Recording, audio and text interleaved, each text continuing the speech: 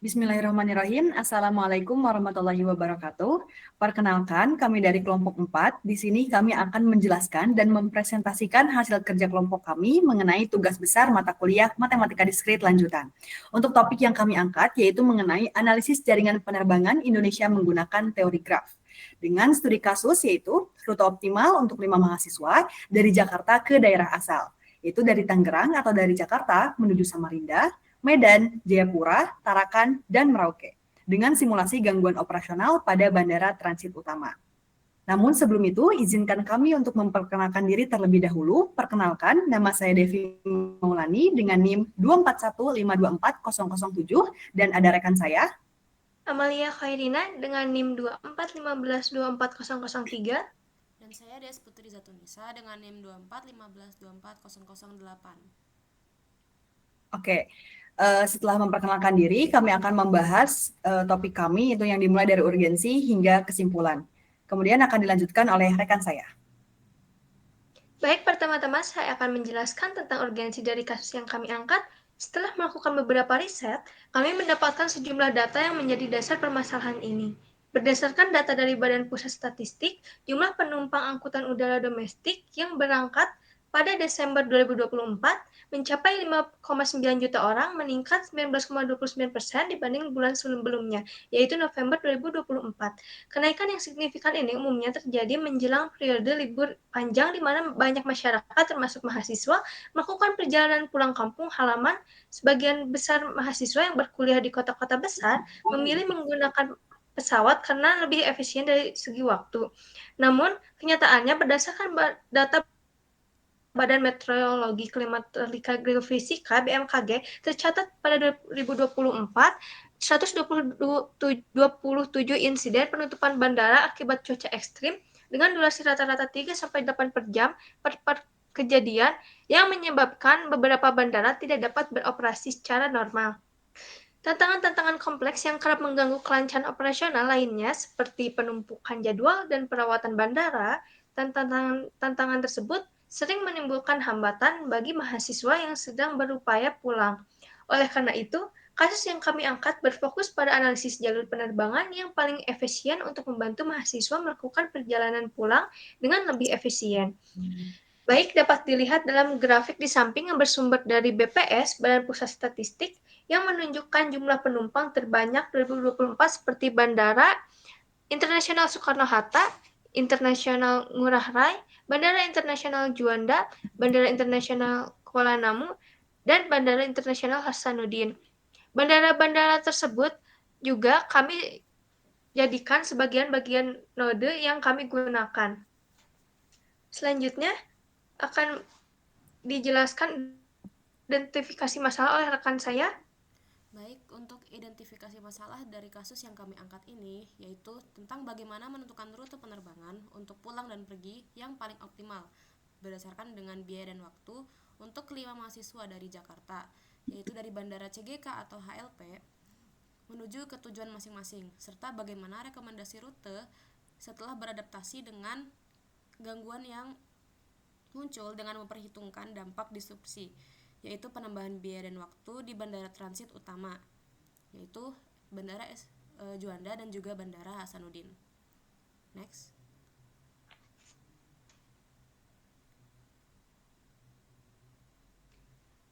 Baik, selanjutnya saya akan menjelaskan mengenai diagram fishbone yang menggambarkan akar penyebab dari gangguan pada jaringan penerbangan mahasiswa yang mengganggu efisiensi rute saat pulang kampung menjelang libur semester. Masalah utamanya ini dianalisis melalui 6 faktor utama. Pertama, dari sisi infrastruktur dan bandara, penyebab utamanya adalah ketergantungan pada bandara besar seperti CGK dan UPG, serta keterbatasan kapasitas dan fasilitas di bandara sekunder seperti SUB.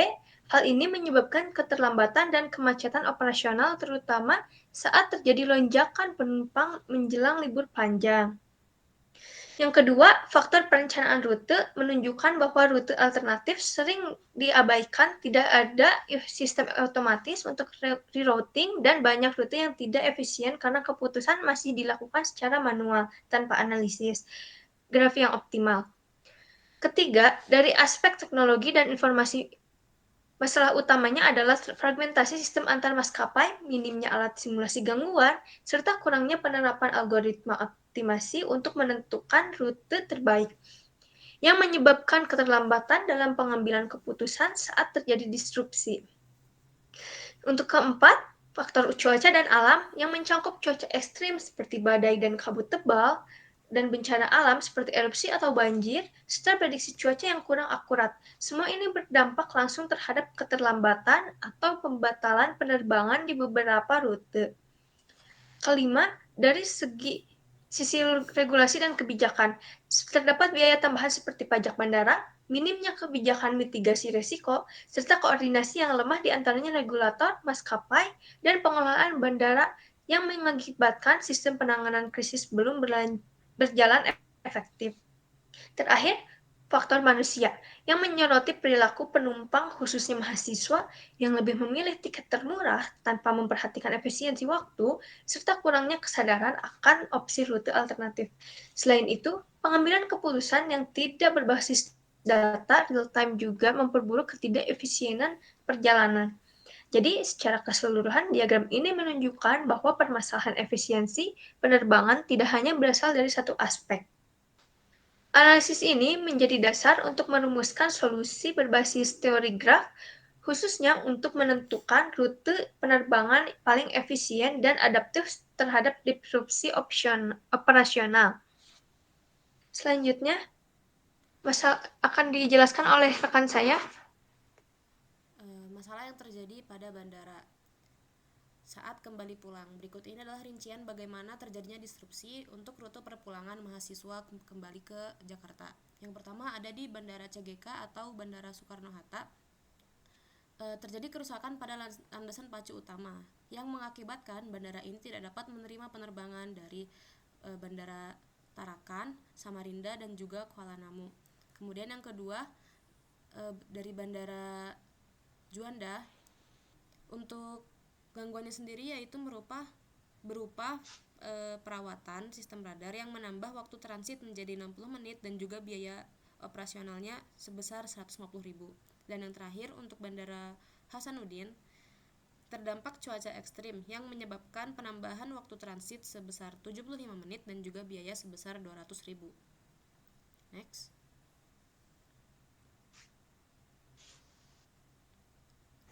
Baik, selanjutnya yaitu adalah bagian programnya. Tadi sudah dijelaskan oleh rekan saya sebelumnya bahwa terdapat disrupsi yang mana hal tersebut itu menentukan saat perpulangan mahasiswa dari daerah asal ke Jakarta. Nah, di sini itu adalah bagian program yang mengatur rute tersebut. Di sini ada fungsi yang utama yang kita gunakan, yaitu merupakan otak utama yang berperan penting dalam analisis kasus kami pada kali ini, yaitu adalah fungsinya shortest path with matrix. Nah, di sini itu fungsi ini tuh merupakan otak utama yang akan mengatur Dijkstra atau rute terbaik yang paling optimal dan paling efisien tentunya. Nah, di sini terdapat variabel yang bernama path itu akan menggunakan Dijkstra.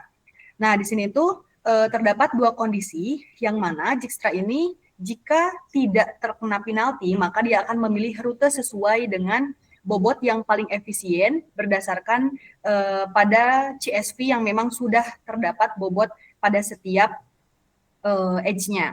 Nah, kemudian jika terkena penalti saat mahasiswa melakukan perpulangan, maka untuk Dijkstra-nya akan dihitung ulang atau akan dipertimbangkan ulang berdasarkan hasil penalti yang sudah disebutkan sebelumnya.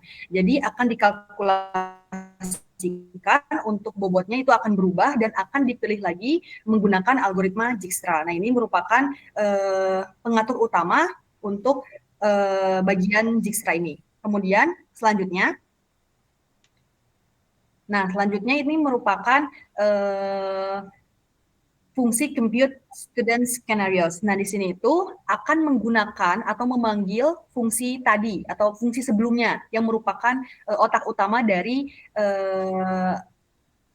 proses Dijkstra.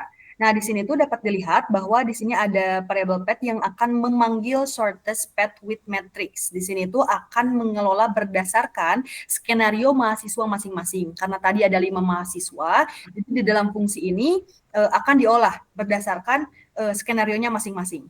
Nah, kemudian di sini ada variabel result yang mana di sini akan menampung akan menampung hasil untuk setiap mahasiswa berdasarkan arah pergi dan arah pulangnya kembali. Itu akan ditampung di dalam fungsi ini. Kemudian selanjutnya, selanjutnya itu ada pada bagian main dan juga ada pada bagian visualize. Nah, di sini tuh pada bagian main ini merupakan otak utama atau program utama yang akan menjalankan program. Di sini saya mengambil salah satu yang menggunakan path ini. Di sini tuh ada path by label yang akan menggunakan hasil perhitungan Dijkstra. Kemudian nanti pada visualize.py ini itu akan menampilkan graf yang memang sudah diproses menggunakan Dijkstra pada fungsi-fungsi sebelumnya. Itu di sini memanggil path by label, yang mana isinya itu nanti akan menampilkan graf-graf yang sudah diolah berdasarkan skenario mahasiswanya masing-masing. Jadi untuk secara keseluruhan pada program ini itu menggunakan algoritma Dijkstra, yang mana algoritma ini diterapkan pada setiap mahasiswa itu berbeda-beda. Ada yang terkena penalti dan ada juga yang tidak. Itu menyesuaikan sesuai dengan skenario-nya masing-masing. Oke, mungkin untuk program secara alur besarnya itu seperti itu. Boleh, next. Baik, ini ada tampilan awal visualisasi UI yang kami ambil sebagai node-nodenya. Ada yang pertama lengkap, seluruh peta node Bandara Indonesia yang lengkap, yang internasionalnya, dan yang kedua ada graf dasar yang kami gunakan, yang node yang kami gunakan bandara-bandaranya. Lalu di sini ada visualisasi, pemodelan, dan representasi graf. Di sini ada disebutkan node-nodenya dan juga degree-nya, yaitu degree yang terhubung dengan masing-masing node. Di sini masih sama diperlihatkan tentang degree-degree-nya, macam-macamnya.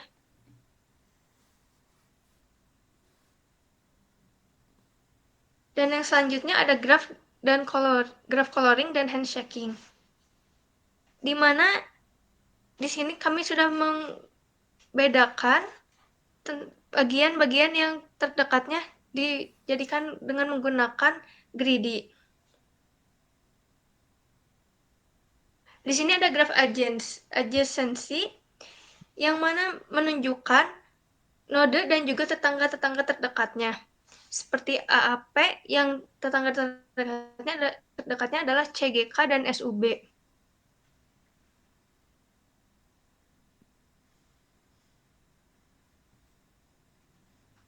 Di sini ada adjacency matrix yang tadi adalah list yang memperlihatkan menggunakan nama-nama nodenya, dan yang di sini adalah matrix yang memperlihatkan menggunakan matrix yang akan dihitung di akhirnya dijumlahkan menjadi jumlah degree, yaitu 42 degree yang tadi diperlihatkan juga yang handshaking, mempertunjukkan bahwa graf yang kami gunakan itu adalah graf yang menunjukkan graf handshaking. Selanjutnya ada cut vertex atau edge dan edge. Kami memilih setelah kami analisis, cut vertex kami adalah di node DJJ. Yang mana jikalau DJJ ini terjadi disrupsi ataupun permasalahan, akan mengisolasikan MKQ yaitu Merauke, yang mana MKQ ini tidak akan bisa berpergian kemana-mana jikalau DJJ ini ada disrupsi. Dan ini akan menjadi hambatan yang besar bagi mahasiswa yang berpulang ke MKQ. Selanjutnya. Baik, selanjutnya ada visualisasi graf normal dan juga disrupsi. Pada bagian ini, saya dan rekan saya akan menjelaskan bagaimana perbedaan rute penerbangan sebelum dan sesudah terjadi gangguan pada bandara-bandara yang telah disebutkan di awal presentasi. Untuk 5 mahasiswa tersebut, 3 diantaranya memulai penerbangan dari Bandara CGK, yaitu Raffi, Dewi, dan juga Ahmad, dan 2 yang lainnya memulai penerbangan dari Bandara HLP, yaitu Lukas dan Anissa. Tapi setelah terjadi disrupsi, terjadi perbedaan rute penerbangan saat kembali ke Jakarta, di mana mereka akan bertukar posisi lokasi pendaratan, yaitu Raffi, Anissa, dan juga Ahmad akan mendarat di Bandara HLP, dan juga Lukas dan Anissa akan mendarat di Bandara CGK. Berikut akan kami jelaskan mulai dari Raffi dengan penerbangan Jakarta Samarinda. Oke, baik. Terima kasih, Dias. Di sini saya akan menjelaskan mengenai rute perginya, kemudian Dias akan menjelaskan mengenai rute pulang. Nah, di sini untuk rute pergi untuk bagian Raffi dari Jakarta menuju Samarinda, di sini untuk grafnya berdasarkan hasil algoritma Dijkstra pada program yang telah tadi dijelaskan itu menghasilkan bahwa Raffi ini tidak melakukan transit terhadap bandara apapun. Jadi di sini Raffi langsung pada CGK menuju AAP. Nah, ini tuh merupakan rute yang paling efisien berdasarkan hasil algoritma yang telah dilakukan. Jadi hasil seleksinya itu mendapatkan bahwa Raffi mendapatkan total waktu 2 jam 15 menit, kemudian dengan total biaya 1 Nah, itu merupakan hasil seleksi yang sudah dilakukan untuk rute pergi. Silakan lanjut. Baik, untuk rute pulangnya, Raffi memulai penerbangan dari Bandara AAP dan akan berakhir di Bandara HLP. Mengapa demikian? Karena setelah dijelaskan di awal presentasi tadi, Bandara CGK tidak dapat menerima penerbangan dari Bandara AAP secara langsung. Jadi untuk penerbangan Raffi dialihkan menuju rute Bandara SUB dan akan berakhir di Bandara HLP dengan melakukan transit. Karena di Bandara SUB tadi dijelaskan bahwa sedang terjadi perbaikan radar, sehingga Raffi akan terkena dampak penalti berupa tambahan waktu sebanyak 60 menit dan juga tambahan biaya sebanyak 150.000.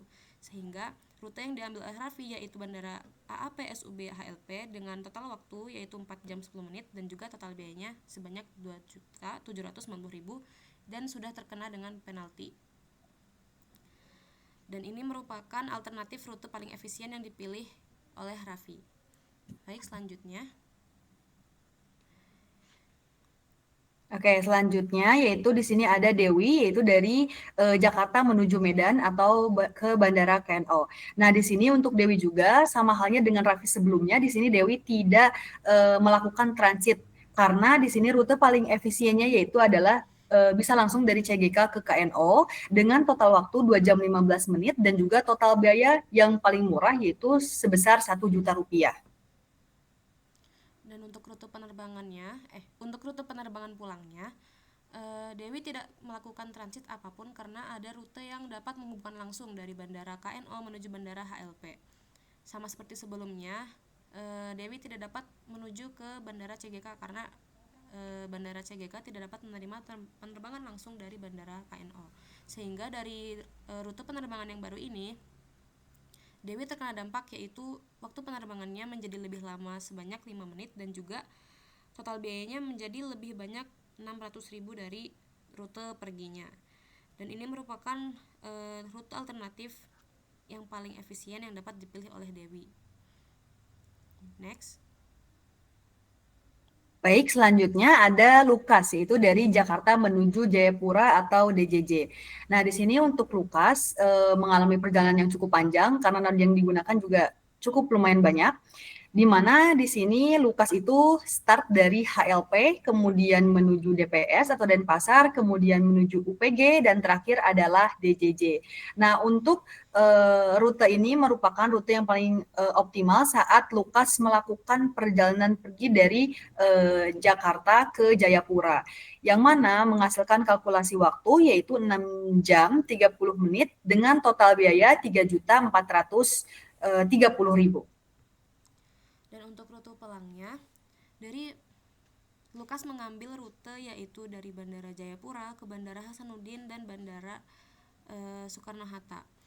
Rute yang diambil mungkin memang notnya lebih sedikit daripada rute berangkatnya. Dan tetapi di bandara transit yaitu Bandara Hasanuddin, Lukas terdampak penalti, yaitu tadi penerbangan menjadi lebih lama sebanyak 75 menit dan juga lebih mahal sebesar yang disebutkan tadi. Dan di sini kenapa Lukas tidak mengambil rute yang langsung atau dari Jayapura ke Jakarta, itu karena rute yang dipilih sekarang walaupun lebih panjang dan melakukan transit, akan tetapi total biaya keseluruhannya akan menjadi lebih murah, yaitu apabila Lukas memilih rute dari Jayapura langsung ke Jakarta, dia akan menghabiskan biaya sebesar 4 juta, sedangkan untuk rute yang ini Lukas hanya perlu menghabiskan total biaya sebanyak 2.800.000, dan ini merupakan rute paling efisien yang dapat dipilih oleh Lukas berdasarkan bobot pertimbangan harganya, yaitu dari keberangkatan Jayapura menuju Hasanuddin dan berakhir di Bandara Soekarno-Hatta. Dan dengan waktu yang dihabiskan yaitu sebesar 7 jam. Oke, selanjutnya. Baik, selanjutnya itu ada rute untuk Ahmad. Yang mana Ahmad ini itu memiliki startnya di Jakarta, kemudian dengan tujuannya itu adalah Tarakan atau TRK. Nah, di sini melakukan satu kali transit, yaitu pada bandara BPN. Nah, di sini Ahmad menghabiskan total waktu itu 3 jam 15 menit dengan total biaya 1.800.000, yang mana dengan transit satu kali ini merupakan rute Ahmad yang paling memungkinkan untuk melakukan pergi dari Jakarta ke Tarakan. Kemudian untuk rute penerbangan pulangnya, dikarenakan tadi rute Bandara CGK tidak dapat menerima penerbangan langsung dari Bandara AAP, sehingga Ahmad diharuskan mengambil rute melewati Bandara BPN, kemudian transit lagi di Bandara Juanda dan akan berakhir di Bandara Halim Perdana Kusuma. Jadi untuk rute yang sekarang Ahmad akan terdampak yaitu penambahan waktu sebanyak 2 jam dan juga total biaya yang lebih besar menjadi 3.550.000 dengan rutenya yaitu Bandara Tarakan, kemudian Bandara Balikpapan, Bandara Juanda, dan akan berakhir di Bandara Halim Perdana Kusuma. Selanjutnya. Baik, untuk yang terakhir yaitu adalah Anissa dari Jakarta menuju Merauke atau MKQ. Nah, di sini itu grafnya menyerupai dengan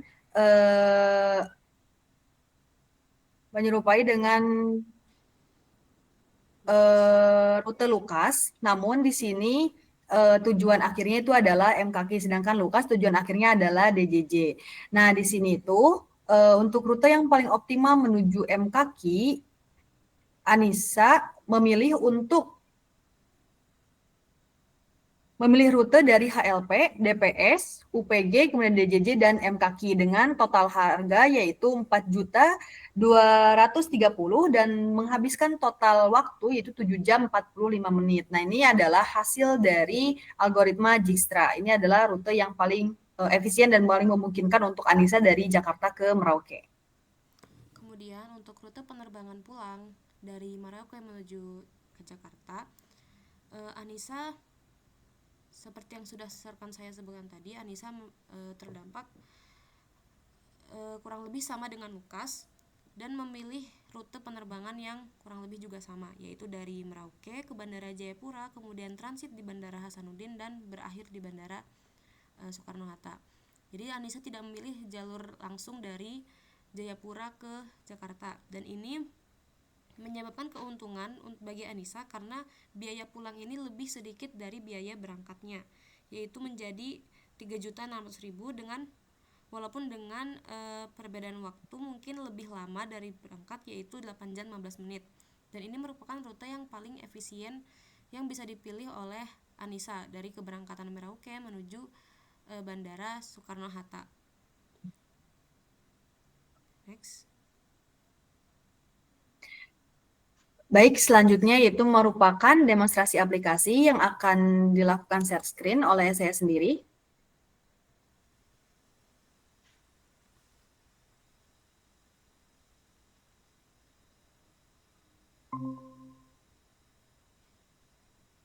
Baik, apakah sudah muncul?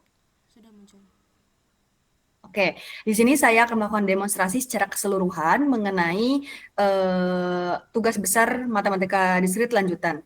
Nah, di sini kami membuat GUI sederhana untuk graf yang kami analisis. Di sini terdapat bagian peta, sudah dijelaskan tadi pada awal, akan menampilkan secara keseluruhan. Kemudian di sini kami membuat fitur analisis graf dengan tujuan bahwa ini merupakan analisis graf secara keseluruhan.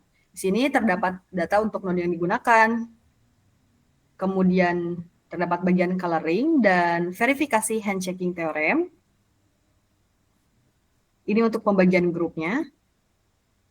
Kemudian terdapat juga fitur untuk melihat adjacency list. Selanjutnya ada fitur untuk melihat adjacency matrix. Kemudian juga ada fitur untuk melihat cut vertex dan cut edge. Nah, untuk bagian adjacency list di sini kami dibuat lebih interaktif, yaitu di mana user bisa melihat tetangganya pada setiap node atau degree-nya masing-masing node. Seperti itu. Itu untuk bagian fitur analisis graf. Nah, kemudian di sini ini merupakan analisis rute untuk setiap mahasiswa yang sudah tadi saya dan Dias jelaskan. Itu ada rute normal dan rute distrupsinya. Nah, di sini dapat tersedia drop down untuk setiap mahasiswa. Jadi nanti akan menyesuaikan sesuai dengan skenario-nya masing-masing. Sehingga user ketika melihat akan lebih paham mengenai perbandingan antara rute normal dan rute distrupsi. Contoh di sini, rute normal itu ada pada Lukas, kemudian rute distrupsi kita sesuaikan juga pada Lukas. Nah, seperti ini.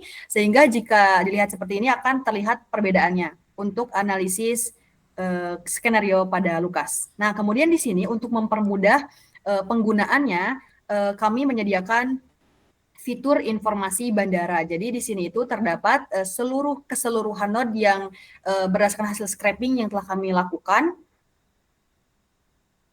Terdapat beberapa bandara internasional yang tersebar di seluruh Indonesia. Sehingga ketika user membaca singkatan yang ada pada node itu di sini terdapat kepanjangannya sehingga bisa tahu dan bisa paham bahwa AAP ini merupakan Bandara Aji Pangeran Tumenggung, Pranoto Airport, dan lain sebagainya. Masih banyak lagi. Nah, di sini pada bagian bawah itu terdapat juga keterangannya, yaitu dengan kodenya AAP, kemudian nama airportnya apa, kemudian berasal dari provinsi dan wilayah mana. Nah, di sini rating di sini itu merupakan atau menunjukkan seberapa besar derajatnya. Jadi semakin banyak degree yang tersambung dengan node tersebut, maka ratingnya akan semakin besar. Nah, begitupun sebaliknya, jika derajatnya semakin kecil, maka ratingnya juga akan semakin kecil. Nah, di sini tuh contoh tadi, yaitu yang memiliki degree besar itu adalah CGK. Di sini CGK memiliki rating graph itu berdasarkan degree itu paling banyak itu 5/5. Nah, seperti itu. Ini tuh tujuannya untuk memudahkan user ketika membuka GUI yang kami buat ini. Mungkin sekian dari hasil demonstrasi aplikasi secara keseluruhan, karena untuk fitur-fitur dan analisis grafnya sudah dijelaskan sebelumnya.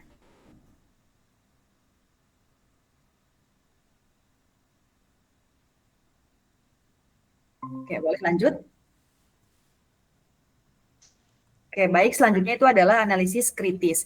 Di sini itu tadi sudah disinggung juga berdasarkan hasil visualisasi mengenai grafnya. Di sini saya hanya akan meng-highlight sedikit mengenai perbedaan atau perbandingan dari setiap mahasiswa. Di sini tuh di mana Raffi itu menambah 115 menit dengan total biaya perbedaannya itu adalah menambah 1.190.000. Begitupun dengan Dewi yang waktunya itu tidak jauh berbeda, yaitu hanya menambah 5 menit. Kemudian juga Lukas, dia menambah sebanyak 30 menit, kemudian Ahmad 120 menit, dan juga Anissa 30 menit. Nah, di sini juga pada bagian atas itu dapat dilihat bahwa terdapat rekomendasi pulang dan perbandingan pergi versus pulang. Jadi di sini tuh kami menyediakan sebuah program tadi yang sudah dijelaskan, itu Dijkstra, di mana menghasilkan rekomendasi antara pulang dan pergi untuk setiap mahasiswa dengan pertimbangan yang paling efisien berdasarkan harga. Kemudian untuk harganya sendiri yaitu di sini yang diuntungkan yaitu adalah Lukas dengan Anissa karena berkurang biaya sebesar 630.000. Dan untuk yang paling dirugikan atau yang paling terkena dampak dari kasus skenario kami pada kali ini yaitu ada pada Raffi dan juga pada Ahmad. Sedangkan untuk Dewi itu masih dalam batas normal atau batas wajar terhadap disrupsi yang sudah berlaku. Boleh next? Baik, yang terakhir yaitu kesimpulan dari studi kasus yang sudah kami analisis dan kerjakan. Kasus ini menggambarkan bagaimana penerapan nyata teori graf untuk menganalisis sistem transportasi udara nasional. Representasi graf mengidentifikasi bandara besar seperti CGK atau Bandara Soekarno-Hatta, SUB atau Bandara Juanda, dan juga UPG atau Bandara Hasanuddin sebagai hub vital, yaitu yang menghubungkan sekaligus mengungkap kerentanan sistem melalui cut vertex dan juga cut edge. Pendekatan analisis ini berbasis graf dan krusial untuk merencanakan hubungan infrastruktur transportasi yang tangguh. Kemudian, selain itu, simulasi disrupsi ini menegaskan bahwa ketergantungan yang berlebih pada salah satu node atau salah satu bandara itu dapat menciptakan risiko sistemik yang tinggi. Untuk meningkatkan resiliensi jaringan, optimalisasi rute, dan juga diversifikasi bandara sekunder ini sangat diperlukan, sehingga studi ini membuktikan bahwa integrasi teori graf dengan kebijakan transportasi mendukung pengambilan keputusan berbasis data supaya mobilitas dan ekonomi regional tidak terhenti hanya karena satu titik kegagalan. Baik, demikian hasil presentasi dan hasil kerja kelompok kami mengenai analisis rute penerbangan yang paling efisien untuk beberapa kasus mahasiswa. Demikian yang dapat kami sampaikan. Kami mohon maaf apabila ada kesalahan dan kekurangan dalam menyampaikan tugas kami pada kali ini. Terima kasih. Wassalamualaikum warahmatullahi wabarakatuh.